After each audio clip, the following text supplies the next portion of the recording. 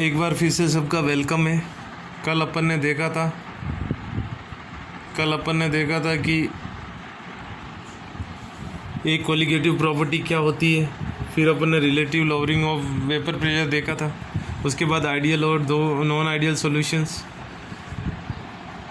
Curve के साथ देखा था। अब देखो जो और नॉन आइडियल दो टाइप के, पॉजिटिव डिविएशन और नेगेटिव डिविएशन, वो तक हो गया। अब देखो नेक्स्ट टॉपिक कल का कंटिन्यूएशन है। जो सॉल्यूशंस पॉजिटिव डिविएशन होते हैं वो दो टाइप्स के होते हैं। कितने टाइप्स के? दो टाइप्स के। अच्छी तरह समझना टॉपिक को।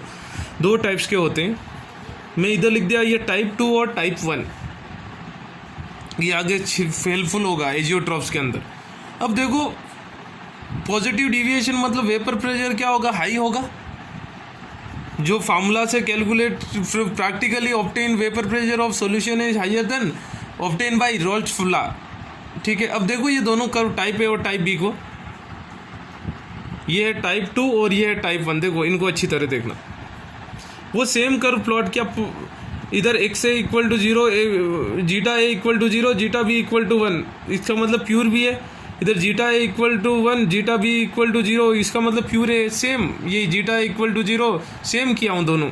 और पॉजिटिव डिविएशन, क्योंकि पॉजिटिव डिविएशन की बात कर रहा हूँ, तो पॉजिटिव डिविएशन मतलब total pressure will be higher than the zeta P naught A into zeta A plus P naught B into zeta B. अब देखो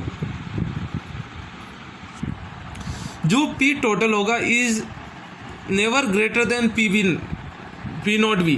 पी टोटल क्या होगा? ये पी टोटल है। देखो इसका वैल्यू ये ज़्यादा से ज़्यादा पी बी तक हो सकता है, उससे ऊपर नहीं होगा। इसके अंदर लेफ्ट साइड वाले के अंदर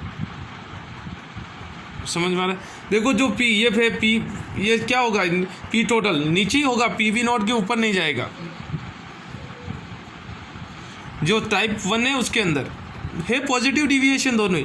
और देखो लेकिन जो पॉजिटिव जो टाइप 2 है वहाँ देखो ये जहाँ पॉइंट एम है, ये पॉइंट एम के ऊपर पी टोटल क्या है? हाई जा रहा है। तो कोई ऐसा पॉइंट होगा पॉजिटिव डिविएशन के दौरान जिसके अंदर पी ए से तो दोनों पी टोटल हाई है दोनों में, लेकिन पी बी से टाइप 1 के अंदर तो पी टोटल कम है। लेकिन वही टाइप 2 के अंदर पी बी नॉट से कहीं एक पॉइंट ऐसा आएगा जहाँ total pressure will be greater than P B naught. ये पॉइंट एम, कोई एक पॉइंट क्या आएगा? फिर कम हो रहा है पी बी नॉट से, लेकिन एक देखो स्ट्रेट से ऐसा ड्रॉ करो P B naught, point M क्या हो रहा है? पी बी नॉट से ऊपर लाई कर रहा है। तो जो ऐसे होते हैं टाइप 2 टाइप, ये टाइप 2 का पॉजिटिव डिविएशन ऐसे शो करते हैं, एजियोट्रॉपिक मिक्सचर बनाते हैं। एजियोट्रॉपिक मिक्सचर वो क्या होता है डिटेल में डिस्कस करते हैं। तो पॉजिटिव डिविएशन के दो है, 1 और 2। ये जो लिखा हुआ है टाइप 1 के लिए और ये है टाइप 2 के लिए। ठीक है ना, खाली इतना समझना है। फिर कंटिन्यूएशन करते हैं कोलिगेटिव प्रॉपर्टीज़। कल बताया था कोलिगेटिव प्रॉपर्टीज़ क्या होती है, which depends only on the number of moles that is species ions और molecules but not on the nature of the solute and solvent. Solute के नेचर पे डिपेंड नहीं करेगा, केवल नंबर ऑफ मोल्स। अपन ने relative lower of in vapour pressure कल देख लिए थे। आज एलिवेशन इन बॉइलिंग पॉइंट और डिप्रेशन इन फ्रीजिंग पॉइंट देखेंगे। एक दिमाग लगाओ, आप थोड़ा लॉजिक यूज़ करो। अगर वोलेटाइल सॉल्वेंट के अंदर नॉन वोलेटाइल सोल्यूट डाला हूँ मैं, सोचो एक तो मेरे पास प्योर पानी है,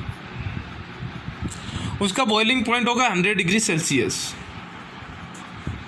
उसके अंदर मैंने कोई नॉन वोलेटाइल सोल्यूट, अपन बात कर रहे हैं नॉन वोलेटाइल सोल्यूट की, नॉन वोलेटाइल सोल्यूट डाला। सोचो मैंने डाल दिया शुगर, क्या वो पानी की बॉइलिंग पॉइंट 100 ही होगी? नहीं, वो बॉइलिंग पॉइंट बढ़ जाएगी। क्यों? अगर मैं सॉलिड डाल रहा हूँ तो वो सॉल्वेंट के अंदर जो हो रहा है इंटरमॉलिक्यूलर फोर्स ऑफ अट्रैक्शन क्या हो रहा है? बढ़ रहा है। पहले तो सॉल्वेंट के अंदर वीक वंडरवाल्स फोर्सेस ही थे, क्योंकि केवल लिक्विड स्टेट में है। अब लिक्विड के अंदर सॉलिड डाल दिया तो ऑटोमेटिकली फोर्स ऑफ अट्रैक्शन बढ़ेगा ना, तो बॉयल होने में मुश्किल होगी, तो बॉइलिंग पॉइंट बढ़ेगा। उसको ही बोलते हैं एलिवेशन इन बॉइलिंग पॉइंट। ठीक है। अब देखते हैं कर्व के साथ फार्मूला क्या है। Numericals very very important fees है इसमें भी। If A solution consist of non volatile solute, किसके अंदर नॉन वोलेटाइल सोल्यूट ही होना चाहिए। नॉन वोलेटाइल क्या होता है? सॉलिड, ग्लूकोज, यूरिया, सुक्रोज, ठीक है ना, कोई भी सॉलिड। ये 3 बेसिक एग्जाम्पल है। वेपर प्रेशर डिक्रीज होगा, कल देख लिया अपन ने। Vapour pressure decrease, boiling point increase होगा। ठीक है ना। अब देखो कर्व देखते हैं। पहले बात बॉइलिंग पॉइंट होता क्या है, अपन को पता है ऐसी पॉइंट जिसके ऐसी टेम्परेचर जिसके ऊपर कोई भी सब्सटेंस बॉईल करता है उसको बॉइलिंग पॉइंट। लेकिन अब देखो नया डेफिनेशन लाते हैं, temperature at which vapour pressure of solution becomes equal to the atmospheric pressure. कोई भी सॉल्यूशन होगा उसका कोई वेपर प्रेशर होगा, अगर उसको बॉईल होना है, बॉईल मतलब ऊपर हवा में वेपर्स को जाना है, तो उसका जो सॉल्यूशन का वेपर प्रेशर है वो एटमॉस्फेरिक प्रेशर से ज़्यादा होना है, ज़्यादा या इक्वल, ज़्यादा या इक्वल। क्योंकि अगर एटमॉस्फेरिक प्रेशर से वेपर प्रेशर ज़्यादा या इक्वल नहीं होगा तो एटमॉस्फेरिक प्रेशर क्या करेगा, ऊपर से वो सॉल्यूशन के वेपर्स को दबाएगा, बॉईल होने नहीं देगा, तो उसको बोलते हैं बॉइलिंग। फिर क्या होता है boiling point, the temperature at which vapour pressure of solution, जो सॉल्यूशन का वेपर प्रेशर हो रहा है, that vapour pressure should be equal to और greater than the atmospheric pressure. Atmospheric pressure से ज़्यादा होना चाहिए, इक्वल या ज़्यादा, इक्वल मतलब वहाँ से बॉयल होना स्टार्ट हो जाएगा, इक्वल या इक्वल से ज़्यादा, इक्वल किसके इक्वल, सॉल्यूशन का जो वेपर प्रेशर होगा वो वेपर प्रेशर एटमॉस्फेरिक प्रेशर से ज़्यादा होगा जब भी वो बॉयल होगा। अगर ज़्यादा नहीं होगा या इक्वल टू नहीं होगा तो एटमॉस्फेरिक प्रेशर सॉल्यूशन के वेपर्स को दबाते रहेगा और उनको वेपर्स के रूप में एटमॉस्फेयर में जाने नहीं देगा, तो बॉयल नहीं हो पाएगा। ठीक है ना, this is definition of boiling. अब देखो यहाँ वेपर प्रेशर वर्सेस टेम्परेचर एक कर्व कर रहा हूं, ये प्योर सॉल्वेंट है, प्योर सॉल्वेंट मतलब लिक्विड होगा, आसानी से बॉयल होगा या मुश्किल से, प्योर लिक्विड है तो आसानी से बॉयल होगा। और उसके अंदर सोचो पानी, जैसा मैंने एग्जांपल दिया, पानी है तो आसानी से बॉयल होगा व्हेन कंपेयर टू पानी विद शुगर। वही नॉन वोलेटाइल सॉल्यूट डाल दिया तो मुश्किल से बॉयल होगा थोड़ा। तो ये प्योर सॉल्वेंट का ये एटमॉस्फेरिक प्रेशर 1 ले लिया, तो इसके ऊपर जाते ही क्या होगा, बॉयल होना स्टार्ट होगा। कौन सी टेम्परेचर इसको ऐसा स्टेट लेके आ गया, इसको ले लिया TB, बॉइलिंग पॉइंट, B मतलब बॉइलिंग। ये किसकी है, बॉयल प्योर सॉल्वेंट की है। अब सॉल्यूशन है, सॉल्यूशन का ये कर्व है, इसका देखो नीचे है, इसका क्या है, एटमॉस्फेरिक प्रेशर नीचे है, बॉइलिंग पॉइंट क्या है, इसकी टेम्परेचर क्या है, देखो टेम्परेचर वो प्योर सॉल्वेंट से ज़्यादा है, टेम्परेचर क्या होगा, बॉइलिंग पॉइंट देखो कम होगा। ये देखो प्रेशर कम है तो बॉइलिंग पॉइंट क्या होगा, कम होगा। अब सॉल्यूशन बॉयल होना, ये 1 atm एटमॉस्फेरिक प्रेशर इसके ऊपर ही बॉयल होगा, तो ये है, ये आ गया पॉइंट, ये ले लिया मैं TB, ये TB है boiling point of solution, TB naught है boiling point of pure solvent. अब देखो इसके अंदर ये इतना चेंज हो रहा है, ये इतना, इसको ले लिया delta B, change in boiling point, solution और सॉल्वेंट के बीच में बॉइलिंग पॉइंट में चेंज किया, डेल्टा TB कितना होगा, boiling point of solution minus boiling point of solvent, that is TB minus TB naught. आई बात समझ में, आई बात समझ में, फार्मूला याद रखना है ये, और कर्व, बस इतना ही डेफिनेशन। आगे देखते हैं और एक फार्मूला, जो डेल्टा TB है क्या है, TB minus TB naught, TB क्या है, boiling point of solution, TB naught क्या है, boiling point of pure solvent. लेकिन फ्रॉम एक्सपेरिमेंट्स ये पाया गया जो चेंज इन बॉइलिंग पॉइंट है that is directly proportional to small m। Small m क्या है, मोलालिटी, क्या है, मोलालिटी, याद रखना। Delta TB equal proportional to क्या होगा, मोलालिटी क्या होता है, number of moles of non volatile solute upon mass of solution in KGs. तो एक में ये प्रोपोर्शनल हटा के प्रोपोर्शनलिटी कांस्टेंट KB लेके आ गया, तो डेल्टा TB इक्वल टू क्या होगा, KB इंटू M। M क्या है, मोलालिटी, KB को क्या बोलते हैं, मोलाल एलिवेशन कांस्टेंट या यूब्लियोस्कोपिक कांस्टेंट, क्या बोलते हैं, क्या बोलते हैं, मोलाल एलिवेशन कांस्टेंट या यूब्लियोस्कोपिक कांस्टेंट। जो KB है depends upon the nature of solvent, किसके ऊपर डिपेंड करेगा, KB depend upon nature of solvent, जैसा सॉल्वेंट होगा उस वैसा KB वेरी करेगा। वाटर हो गया, बेंजीन हो गया, अल्कोहल हो गया, जैसा सॉल्वेंट होगा वैसा KB अलग अलग वेरी करेगा। KB का यूनिट क्या होगा, केल्विन kg पर मोल। ये केल्विन kg पर मोल कैसा हुआ, इधर से देखो, KB क्या होगा, delta TB by M। Delta TB मतलब टेम्परेचर है, केल्विन हो गया, मोलालिटी क्या, मोलालिटी क्या होता है, मोलालिटी होता है मोल पर kg ऊपर चले गया तो kelvin kg per mole, unit of ebullioscopic constant that is molar elevation constant. इसको एलिवेशन कांस्टेंट भी बोल सकते हो। अब देखो आगे चलते हैं, डेफिनेशन ऑफ KB कभी कभार पूछता है तो कैसा लिखोगे, अगर मोलालिटी 1 होता है, क्या होगा, मोलालिटी 1 होता है तो delta T B equal to formula क्या है, के बी इंटू एम। तो delta T B equal to क्या हो गया, के बी, एम इक्वल टू 1 है, सोचो मोलालिटी 1 है, तो उसको डेफिनेशन कैसा करोगे, molal elevation constant is equal to elevation in boiling point when molality is 1। Delta T B equal to क्या आ रहा है, K B. Delta T B क्या है, मोलाल एलिवेशन, क्या है, मोलाल एलिवेशन कांस्टेंट। के बी क्या है, यूब्लोस्कोपिक कांस्टेंट। कब होगा दोनों इक्वल, व्हेन मोलालिटी इज 1। ठीक है ना। अब चलते हैं न्यूमेरिकल्स पे चलते हैं। देखो पहला न्यूमेरिकल क्या कह रहा है, 18 grams of glucose is dissolve in 1 kg water. तो सोल्यूट क्या है, ग्लूकोज, नॉन वॉलेटाइल है वो, dissolve in 1 kg water. Solvent क्या है, वाटर है। Find the boiling point of solution. मुझे बॉइलिंग पॉइंट ऑफ सॉल्यूशन मतलब क्या फाइंड आउट करना है, टीबी। क्या फाइंड आउट करना है, टीबी। टीबी नॉट क्या है, boiling point of water. Boiling point of pure water कितना होता है, 373 केल्विन, पता होना चाहिए आपको। केबी ऑफ वाटर दिया हुआ है 0.52, ये कभी भी केबी वैल्यू क्वेश्चन में दिया रहेगा, 0.52 केल्विन केजी पर मोल। अब डेल्टा टीबी क्या है, केबी एम है, KB into number of moles of solvent solute upon mass of solvent in kgs. Delta TB क्या हो गया, 0.52 केबी दिया हुआ है। Number of moles of solute क्या है, ग्लूकोज। नंबर ऑफ मोल्स क्या होगा, given mass by molar mass. Given mass क्या है, 18 ग्राम्स बाई मोलार मास क्या होता है, 180।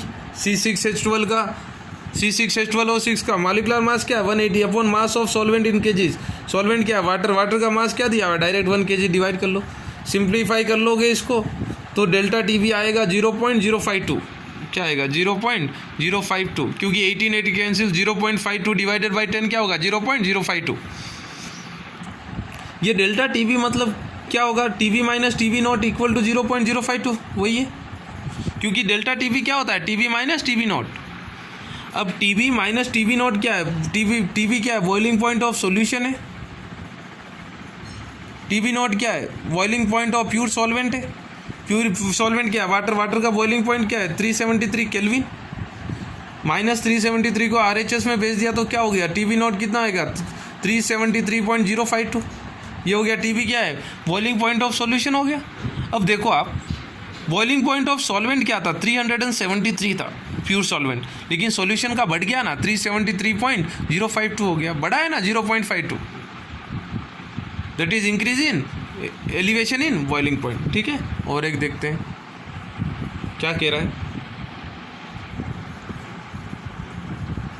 6 grams of urea and 9 grams of glucose are dissolved in 300 grams of water। इधर सोल्यूट क्या है, यूरिया और ग्लूकोज, दो सोल्यूट दिया है, और किसके अंदर डिजोल्व कर रहे हैं, वाटर। वाटर क्या है, solvent. Find the boiling point of solution. KB of water फिर से दिया हुआ है 0.52, और boiling of pure water is 100 degree Celsius या 273 केल्विन, बात एक ही है। अब देखो सबको डाउट ये आएगा, सर सोल्यूट दो है, अपन तो बोले थे एक ही सोल्यूट होगा, ठीक है रहने दो, लेकिन ये कोलिगेटिव प्रॉपर्टी है तो किसके ऊपर डिपेंड करेगा, नंबर ऑफ मोल्स पे डिपेंड करेगा। तो नंबर ऑफ मोल्स ऑफ दोनों सोल्यूट को ऐड कर लो, वो हो जाएगा total number of moles in the solution.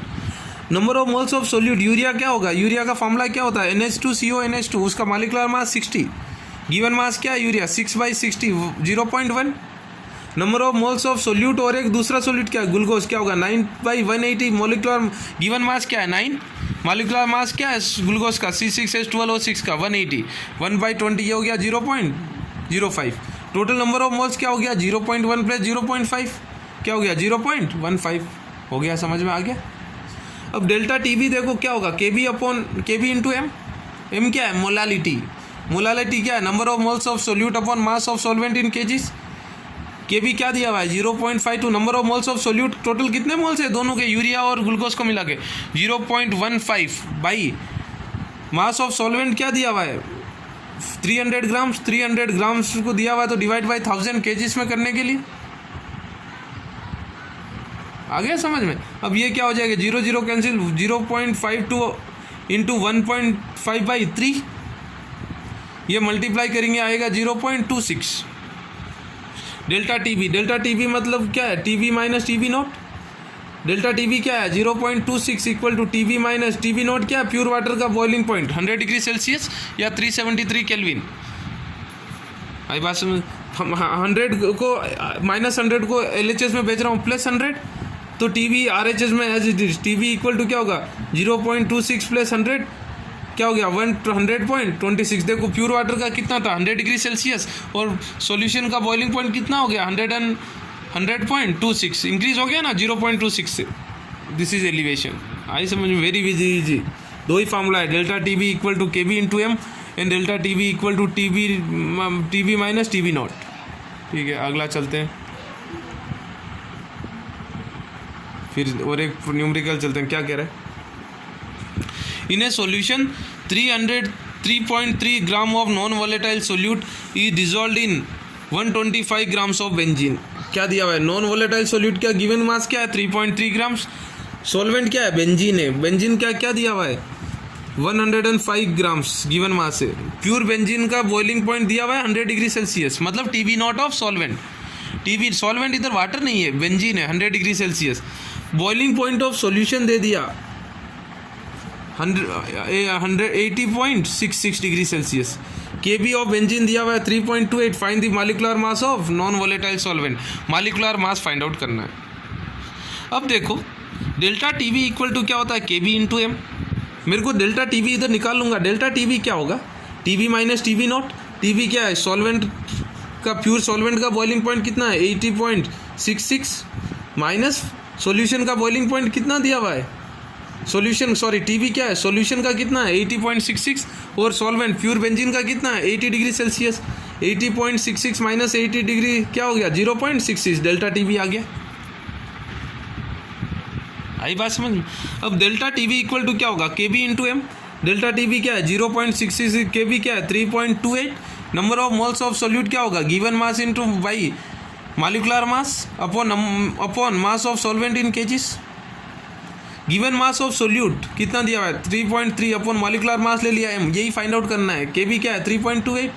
Mass of solvent benzene का गिवन मास क्या है 125 ग्राम्स बाई केजीस के अंदर डिवाइड करने के लिए डिवाइड कर दिया 1000 से। 1000 ऊपर चले गया,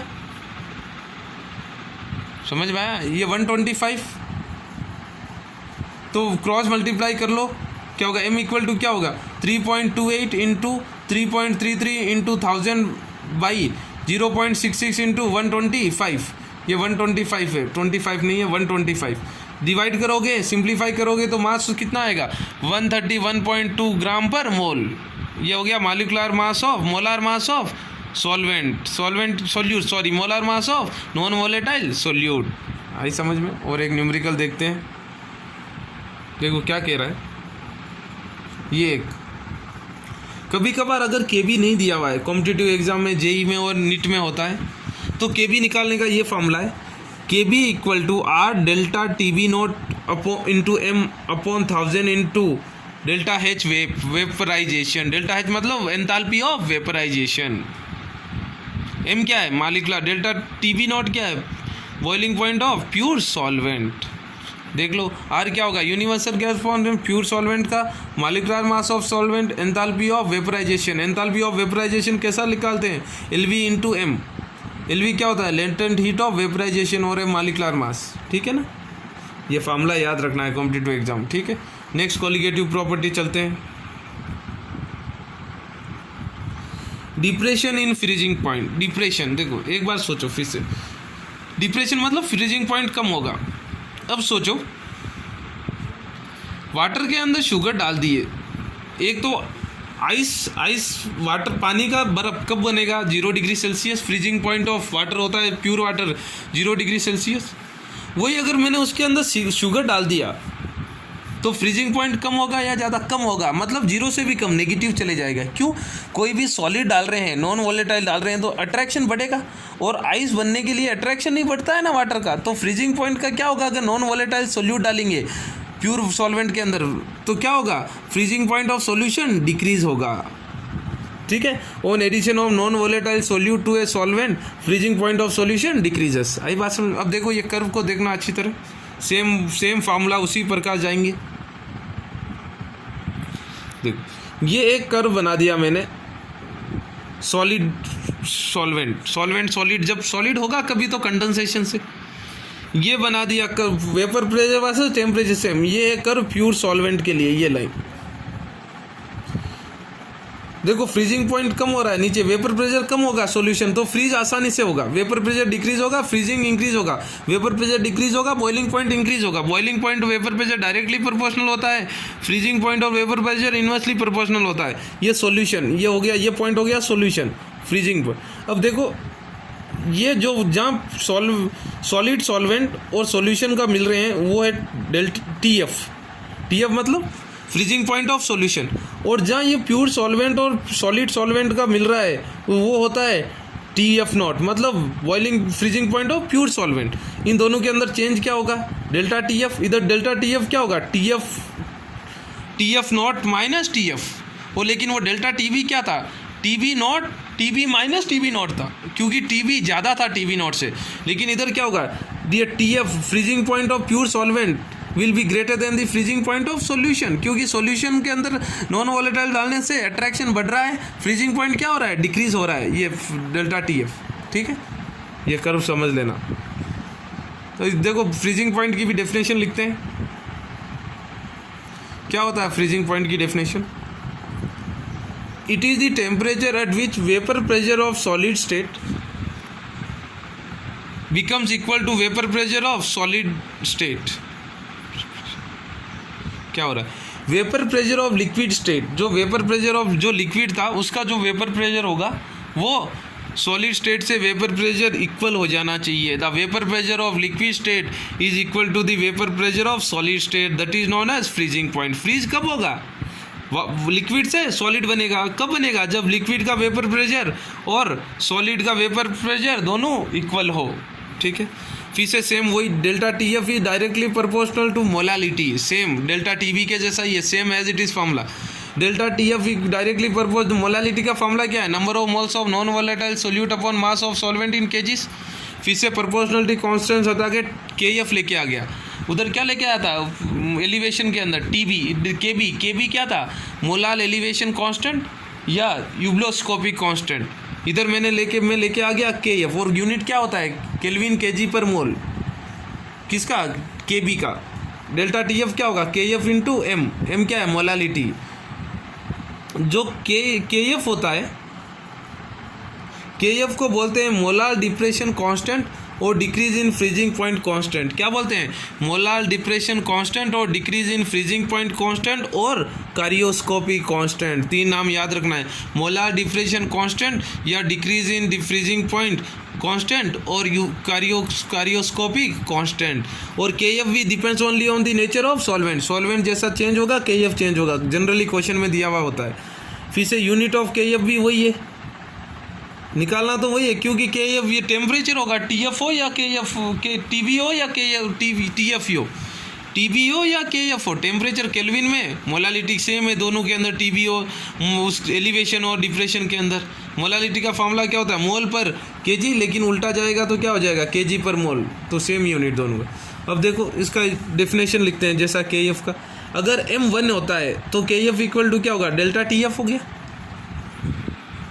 तो molar depression constant is equal to depression in freezing point of solvent when 1 mole of non volatile solute is dissolved in 1 kg of solvent. आई बात समझ में, इधर से व्हेन मोलालिटी इज 1, मोलालिटी 1 कब आएगा, when 1 mole of solute is dissolved in 1 kg of solvent. Molality 1 आना है। मोलालिटी का डेफिनेशन क्या है, number of moles of solute upon mass of solvent in KGs.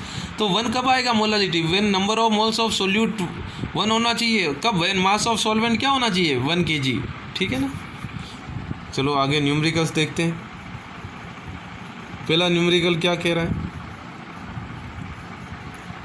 What amount of ethanol, ethanol को question में ही दे दिया नॉन वोलेटाइल। नॉन वोलेटाइल अगर question में दिया जाता है तो उसको नॉन वोलेटाइल ही लेना है, लेकिन लिक्विड होता है ये पता नहीं वोलेटाइल है या नॉन वोलेटाइल, लेकिन नॉन वोलेटाइल होता है जनरली, लेकिन क्वेश्चन में अगर नॉन वोलेटाइल दिया तो नॉन वोलेटाइल ही लेना है, कोई दूसरा ऑप्शन नहीं। What amount of ethanol must be dissolve, मतलब कितना अमाउंट डिजॉल्व करना चाहिए किसके अंदर, 1 kg ऑफ वाटर। तो मेरे को क्या निकालना है, गिवन मास ऑफ इथेनॉल निकालना है, so that it freezes at -2 degree Celsius. Freezing point देखो, वाटर फ्रीजिंग पॉइंट क्या हो गया, -2 डिग्री सेल्सियस हो गया। प्योर वाटर का, प्योर वाटर के अंदर किसको डाल रहे हैं, इथेनॉल को डाल रहे हैं। इथेनॉल क्या हो गया, सोल्यूट हो गया, और सोल्यूट कैसा है, नॉन वोलेटाइल है। नॉन वोलेटाइल डालेंगे तो फ्रीजिंग वाटर के अंदर डाल रहे हैं, फ्रीजिंग पॉइंट क्या होगा, डिक्रीज होगा। तो freezing point of pure water कितना होता है, 0 डिग्री सेल्सियस, लेकिन इथेनॉल डालने के बाद क्या हो गया, -2 डिग्री सेल्सियस। तो वो बता रहा है कि कितना इथेनॉल डालना चाहिए अपन कि फ्रीजिंग पॉइंट ऑफ वाटर का, जो प्योर वाटर का 0 डिग्री सेल्सियस था, इथेनॉल डालने के बाद -2 डिग्री सेल्सियस हो जाए। ठीक है, KVF ऑफ वाटर दिया 1.86 केल्विन kg पर मोल। ये देख KF और KB कभी भी क्वेश्चन में होगा, देखो आप फिर से डेल्टा TF इक्वल टू क्या होगा, KF इंटू M। M क्या होता है, number of moles of solute upon mass of solvent in kgs। आई बात समझ, आई बात समझ। अब देखो number of moles of solute, solute क्या है, इथेनॉल, क्या होगा, given mass by molar mass, given mass x ले लिया मैं, मोलर मास ऑफ इथेनॉल क्या होता है 46, carbon 24 30 46 6 hydrogen, upon mass of solvent क्या दिया 1 kg दिया अपॉन 1। डेल्टा TF क्या दिया हुआ है, कितना हो रहा है, चेंज कितना हो रहा है। डेल्टा TF का फॉर्मूला क्या है, TF नॉट माइनस TF, ठीक है। TF नॉट कितना है, 0 डिग्री सेल्सियस है वाटर का, प्योर वाटर का, -2 माइनस इंटू माइनस +2 हो गया डेल्टा TF। आई समझ में। अब देखो तो KF क्या है 1.86, ये मोला M का वैल्यू क्या है x/46, क्रॉस मल्टीप्लाई कर लो, x इक्वल टू क्या होगा, ये 2 into 46 upon 1.86 which will be getting approximately 50 grams. तो इथेनॉल कितना ग्राम्स डालना चाहिए, 50 ग्राम्स डालना चाहिए, ताकि freezing point of solution becomes -2 degree Celsius. ठीक है, चलो एक लास्ट न्यूमेरिकल देखते हैं आज का, क्या कह रहा है। 50 सेंटीमीटर क्यूब है तो क्या है, वॉल्यूम है, 50 centimetre cube is nothing but 550 ml, क्योंकि 1000 centimetre cube equal to 1000 ml, तो 50 centimetre cube equal to 50 ml। आई बात में, किसका दिया हुआ, इथिलीन ग्लाइकोल, फॉर्मूला होता है CH2CH2OH, 2 OH लगे हुए हैं, ethylene glycol, E dissolve in 50 grams of water. Ethylene glycol किसके अंदर डाल रहे हैं, कितना, इथिलीन ग्लाइकोल का वॉल्यूम क्या है 50 सेंटीमीटर क्यूब है, उसको किसके अंदर डाल रहे हैं 50 ग्राम्स ऑफ वाटर, सॉल्वेंट क्या है water. Freezing point of mixture is minus, अब सॉल्यूशन का मिक्सचर मतलब सॉल्यूशन हो गया -34 degree Celsius. Freezing point of pure water 0 degree Celsius. KF for water 1.86 kg kelvin kg per mole. Find the density of ethylene, मुझे density निकालना है। ये क्या हो गया डेंसिटी, बहुत आसान है, वॉल्यूम दिया हुआ है, पहले मास निकाल लूँगा, इथिलीन ग्लाइकोल का गिवन मास क्या होता है, density equal to mass by volume. Delta TF equal to KF into M। Delta TF क्या होगा, डेल्टा TF क्या होगा, TF not minus TF not क्या है, प्योर सॉल्वेंट का, वाटर का, 0 degree Celsius -34, minus into minus +34 हो गया। KF क्या है 1.86, molecular mass of given mass of glycol कितना है, x अज्यूम कर लिया मैं, वही पहले फाइंड आउट करना है। अपन मॉलिक्यूलर मास कितना होता है ग्लाइकोल का, इसका होता है 62 upon mass of solvent in kg, solvent का मास 50 ग्राम्स, kgs के अंदर डिवाइड बाय 1000, 10 कैंसिल, 100 ऊपर चले गया, 34 equal to 1.86 into x upon into 100 upon 5.86, ये आएगा 50.66 ग्राम्स अप्रॉक्सीमेटली। किसका आया ये, given mass of ethylene glycol का आ गया। अब मुझे क्या पूछ रहा है, डेंसिटी ऑफ इथिलीन ग्लाइकोल पूछ रहा है। डेंसिटी क्या होगा, mass by volume, given mass कितना है 56.66 अपॉन वॉल्यूम कितना दिया हुआ है 50 सेंटीमीटर क्यूब, 50.66 बाई 50 1.13 ग्राम पर सेंटीमीटर क्यूब। ठीक है ना, अच्छी तरह करते रहना न्यूमेरिकल बेसिक। इसके अलावा अब 3 आज अपने 3 क्वालिटेटिव प्रॉपर्टीज़ कंप्लीट कर लिए। पहला था relative lowering of vapour pressure, जो कल के वीडियो में था। आज increase in boiling point, depression in freezing point, और एक है ऑस्मोटिक प्रेशर। ठीक है, पढ़ते रहो अच्छी तरह, कोई डाउट होता है तो पूछ सकते हो मुझे। Utilize the holidays in a proper way. God bless you.